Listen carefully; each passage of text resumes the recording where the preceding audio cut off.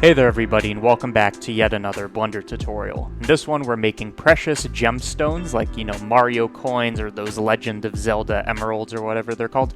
Basically these little collectible things. And you're going to notice not only does it look super nice and collectible and you just want to snag it, but we did some complicated stuff with the material here. You can see it kind of has a cracked look to it.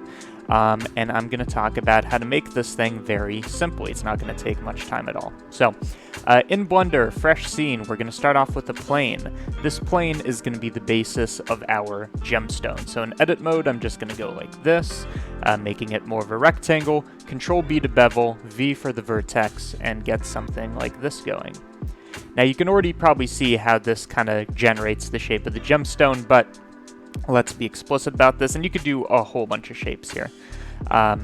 So what I'm going to do is I'm going to I for inset, and I'm just going to move this up, and this is going to be half the gemstone. We still need the bottom piece, but instead of modeling it, let's do the lazy approach. We're going to use a mirror modifier. We have to find it. There it is. Mirror modifier on the z-axis, so that it uses its local z, and you can see now it has a top and a bottom. To get this thing to look even cleaner, what I'm going to do is I'm going to add a bit of separation, which is going to make a gap here, because it's again mirroring on the local z-axis. And then if I select this rim, E to extrude and bring it downwards, we could have a bit of a lip here, and make sure you have merge set to like 0.01 or something where it recognizes that these are a certain distance apart, and it can join them. Okay. I think I'm pretty happy with this mesh. Let's rotate it upward so it's facing us. I think another detail we can add for free is using a bevel modifier. You can see it kind of smooths this out. I'm just going to add more divisions and decrease the radius. And you can see automatically it gives us these nice bevels. So before, after, it will look especially good in material. But just get a good size. That looks pretty good. And finally, let's just add a couple like details for free. So I'm just going to inset, extrude, nothing fancy. But this adds quite a bit of detail to the gemstone. And again, you can do whatever you want here. So maybe you can take these faces, like this one, and this one, do a bit of an inset, bit of an extrusion, although I guess it would be extrude along normals. Anything to make it look more like a collectible. In fact, I like the look of this even more. Okay. Next order of business is we need to give this thing a nice material, which is where all the fancy stuff comes in. So I'm just adding an HDRI is what I'm doing right now. I'm switching over to cycles, going to environment texture, and let's add in an HDRI. This is just environment lighting. That'll give us nice lighting and shadows and soon to be reflections and refractions once we add the material.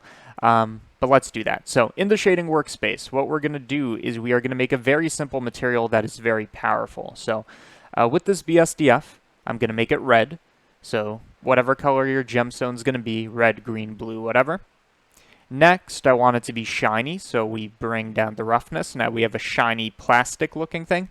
But what's going to make this look like a gemstone is taking that transmission and boosting it. So this is what's going to make it glassy and see-through and all this. So you can see we have this kind of red glass.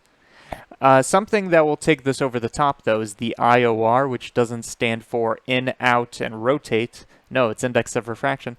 As we increase this, you're going to see it kind of looks more metallic, which in this case is a look that we're going for. So this is literally just changing how light enters and then like refracts through it. So index of refraction, just the bending of light.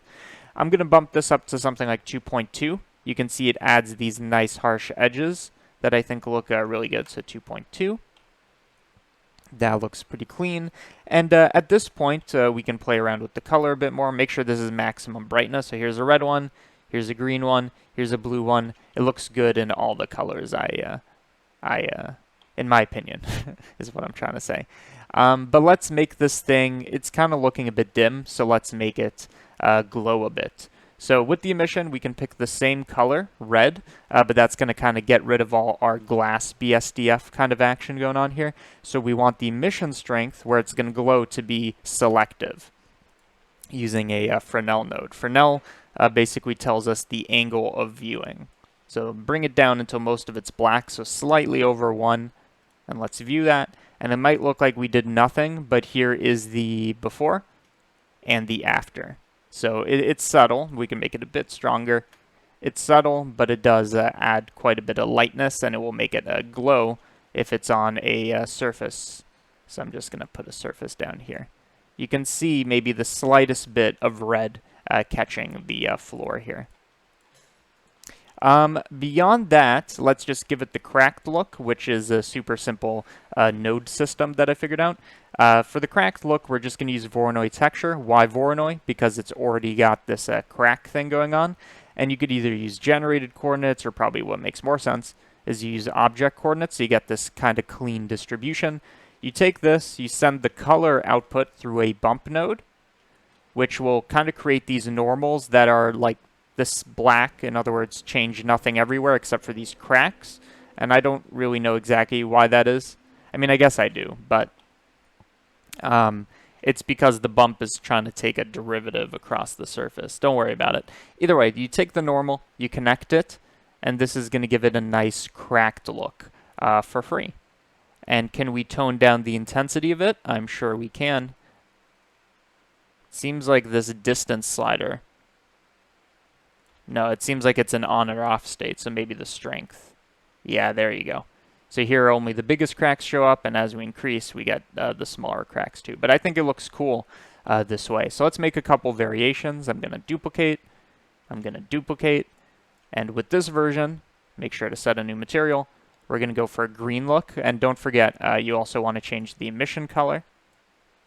And for this one, let's get a nice, whoops.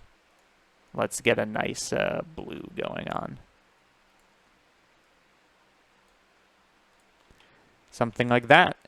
And there we go. You know, we've done the deed, as they say. And I think it looks pretty neat. And as always, at the end of these tutorials, I like to pimp the ever-living Sasquatch, I guess, out of my Patreon. So link in the description if you want to join Patreon and join the 700 to 800 people that are actively members. Here's what you're going to get in return. First of all, you're going to get blend files. So you could have you know, downloaded this instead of making it yourself, all 3 variations, and you get access to hundreds of blend files that have uploaded since like 2019 or something, like maybe 2018. I think 2019. You also get early access to tutorials, so you could have seen this video early, and then finally you get exclusive tutorials. Those are tutorials that I only post on what? Why am I blanking? On Patreon. the thing we're promoting, you know, guy. Either way, thank you so much for watching. Hopefully you learned something, and I'll see you on the next one.